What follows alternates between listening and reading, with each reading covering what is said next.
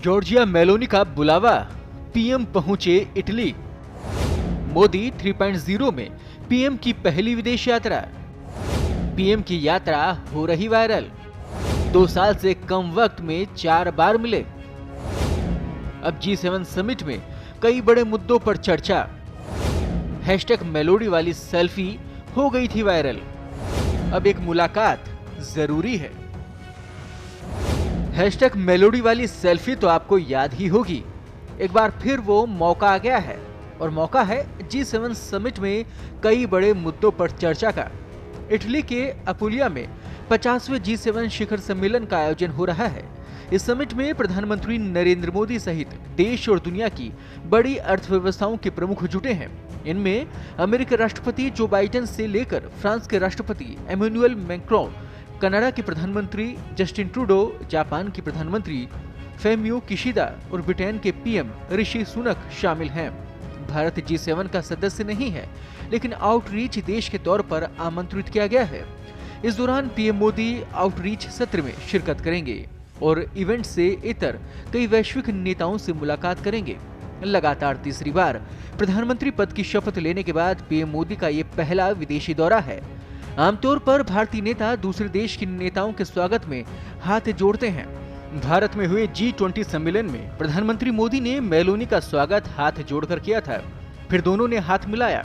इस बार इटली में प्रधानमंत्री मोदी और मेलोनी की मुलाकात से पहले G7 में हिंदुस्तान की छाप की चर्चा है, क्योंकि जर्मन चांसलर के बाद इटली की प्रधानमंत्री ने यूरोपियन कमीशन के अध्यक्ष का भी नमस्ते करके अभिवादन किया।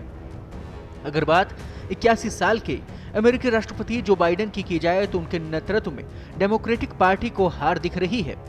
मंगलवार को ही बाइडेन का बेटा हंटर एक केस में दोषी पाया गया। हालांकि इटली की प्रधानमंत्री मेलोनी के बारे में ऐसा नहीं कहा जा सकता। बैठक से ऐन पहले उनकी पार्टी ब्रदर्स ऑफ इटली को यूरोपियन यूनियन के चुनाव में बम्पर जीत मिली है। इस तरह मुश्किल में फंसी दुनिया की इस अहम संगठन के सदस्य इन देशों के प्रमुख सबसे कमजोर हालत में हैं। ऐसे में क्या वो बड़े फैसले ले पाएंगे, ये बड़ा सवाल है। इसलिए भारत की भूमिका अहम हो जाती है। हिंदुस्तान भले ही G7 का सदस्य ना हो, लेकिन पूरे एशिया में सिर्फ उसे ही बुलावा भेजा गया है, जो अपने आप में काफी कुछ कहता है। भारत में हुए G20 में प्रधानमंत्री मोदी के साथ इटली की पीएम की वीडियो और तस्वीरें खूब वायरल हुई। दिसंबर 2023 में COP28 समिट में भी प्रधानमंत्री मोदी और इटली की पीएम जॉर्जिया मेलोनी की मुलाकात हुई।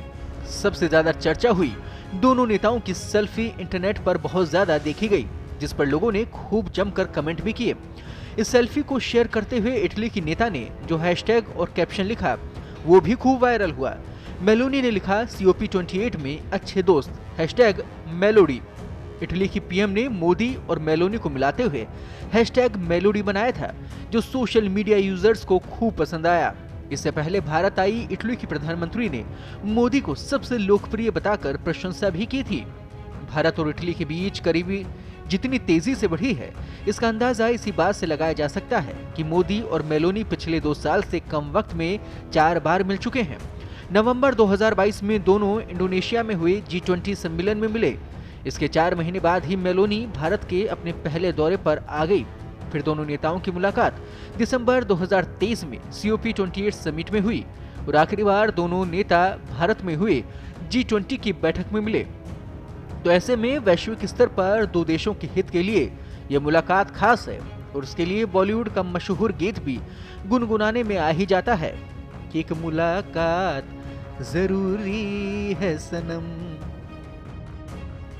पत्रिका के लिए कृपाशंकर शर्मा की रिपोर्ट।